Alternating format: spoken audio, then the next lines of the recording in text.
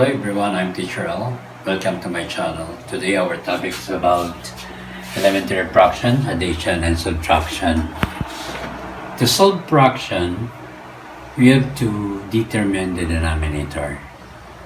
And the required is addition because of the sign positive, plus.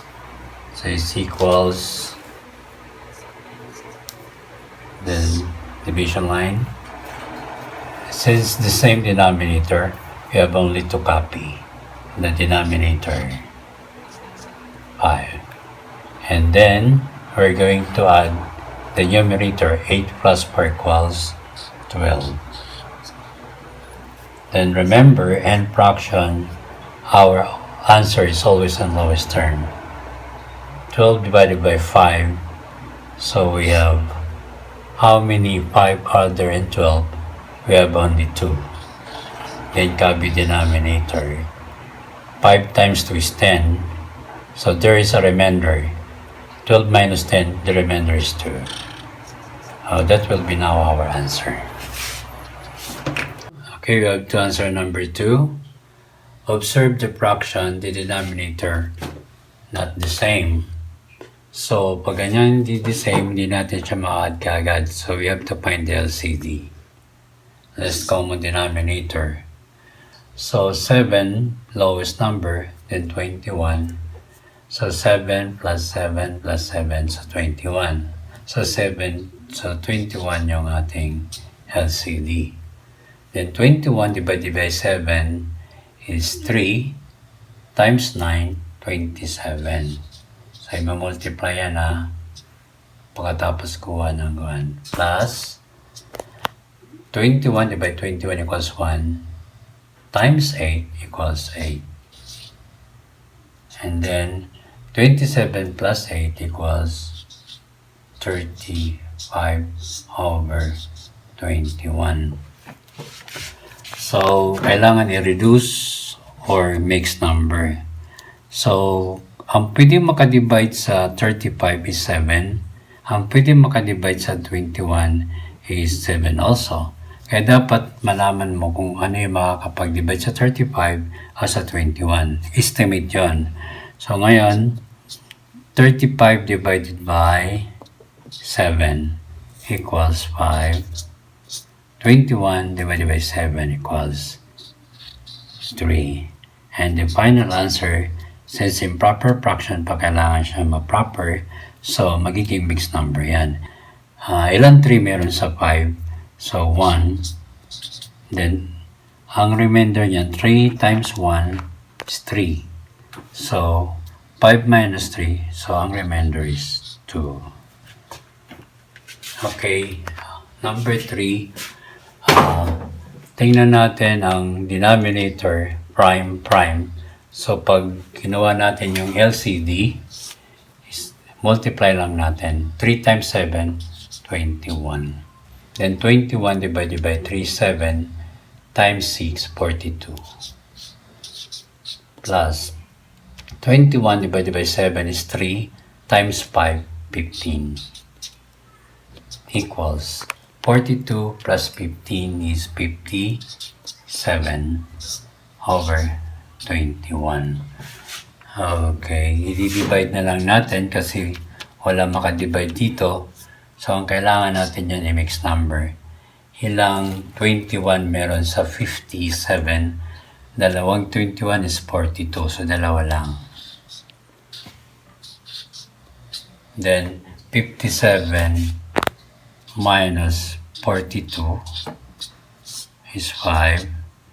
And then, 15. Okay, 15, 2, 15 number. So, pwede pa siya uli pwede pa uli siya ma-reduce. So, that's why the final answer is 2. Ang makadivide sa dalawa ay 3. Sa 15 ay 3. Sa makadivide sa 21 is also 3. 15 divided by 3 is 5. 21 divided by 3 is 7. So, this will be the final answer.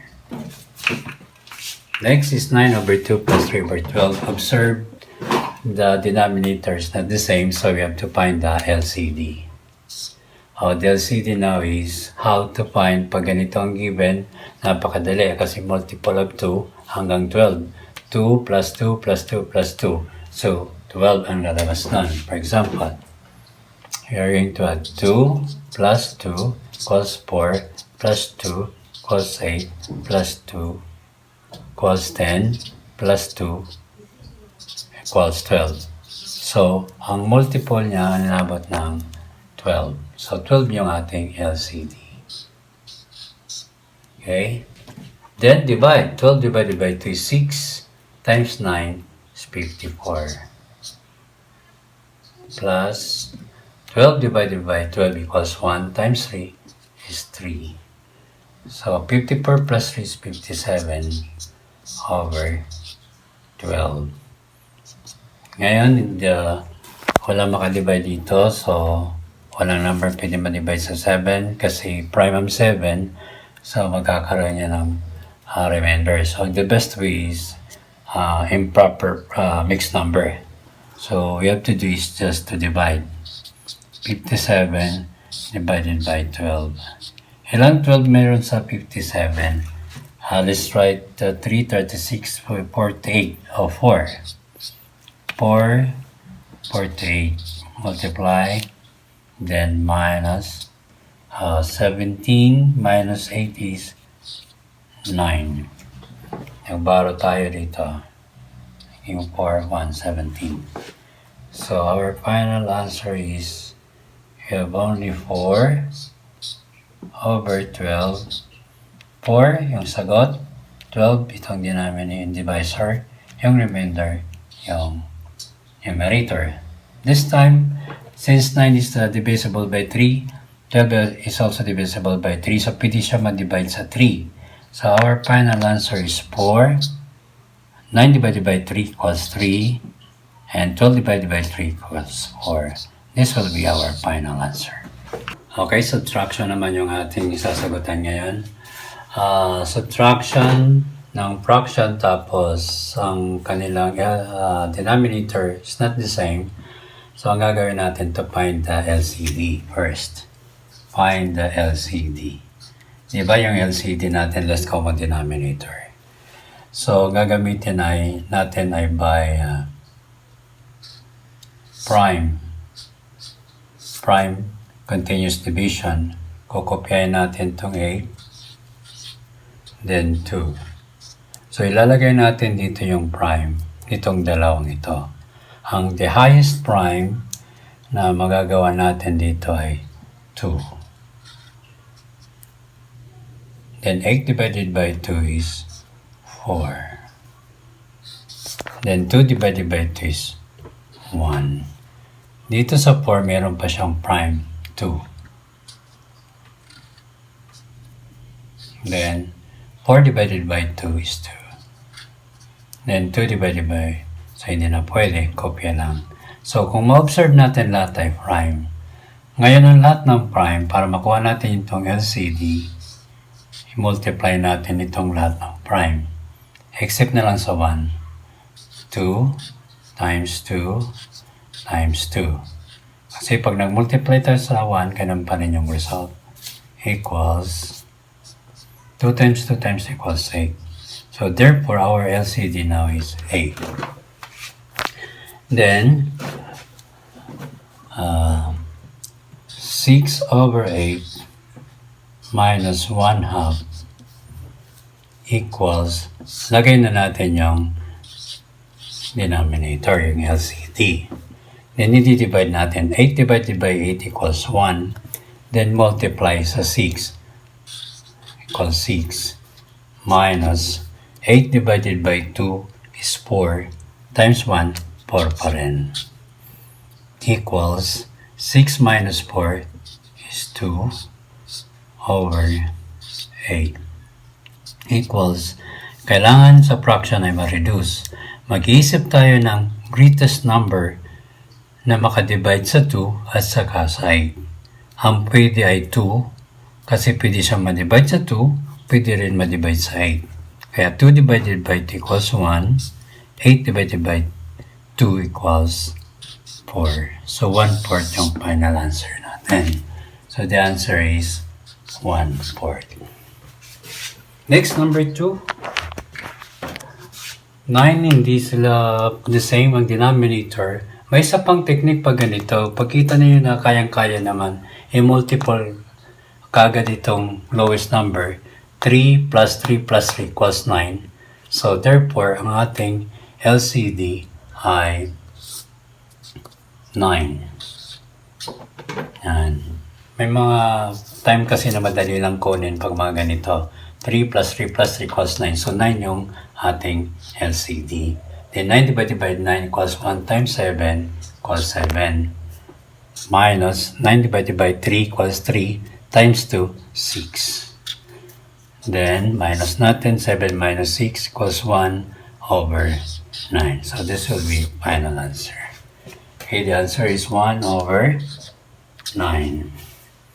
Next, number 3, the same process. Hindi natin magagawa yung ginawa natin dito sa number 2 kasi malaking number na yan. So, gawa natin find natin yung LCD by using the continuous division. Prime continuous division. Copy yung denominator. Ito, pag ganon. Then, think for the greatest prime. Ang pinaka-prime dito sa dalawa is ang highest ay 5. 10 divided by 5 is 2. 15 divided by 5 is 3. Yan na siya. Kung tingnan natin, prime, prime, prime. Pag lahat na prime yan, so ang ating LCD ay multiply natin 5 times 2 times 3. 5 times 2 is 10 times 3 equals 30. So 30 ngayon ang ating LCD. So 9 over 10 minus 6 over 15 equals 30 LCD natin. Then i-divide natin dito. 30 divided by 10 is 3 times 9, 27. Minus 30 divided by 5 is 2 times 6 is 12. Then next is copy denominator. Then 27 minus 12 equals 15. Then 15, 30. Pwedeng makadivide ang 15 dito sa 30 kasi kalahati ng 30 is 15. So 15 divided by 15 equals to 1. Kung anong dinivide dito, yun yung dinivide dito. 30 divided by 15 equals 2. So 1/2 yung answer natin. So number 3, the final answer is 1/2. And number 4, the same process, we're going to find the LCD by using the prime continuous division. Copy the denominator 6, then the 4. Then we have to think for the greatest prime nitong 4 and 6. So the greatest prime now is only 2. Then 6 divided by 2 equals 3. 4 divided by 2 equals 2. Okay, prime na lahat. So the LCD is 2 times 3 times 2. So our answer is 2 times 3 is 6 times 3 is 12. 12 now is the LCD. Then that's the time that we're going to minus the fraction. Copy the denominator, the LCD is 12 now. Then divide. 12 divided 6 is 2 times 5 is 10. Minus 12 divided 4 is 3 times 3 is 9. Then copy the denominator. 12. 10 minus 9 equals 1. Oh, hindi na natin siya ma-reduce. So this will be your final answer. 1 over 12. Don't forget to subscribe, like, and share.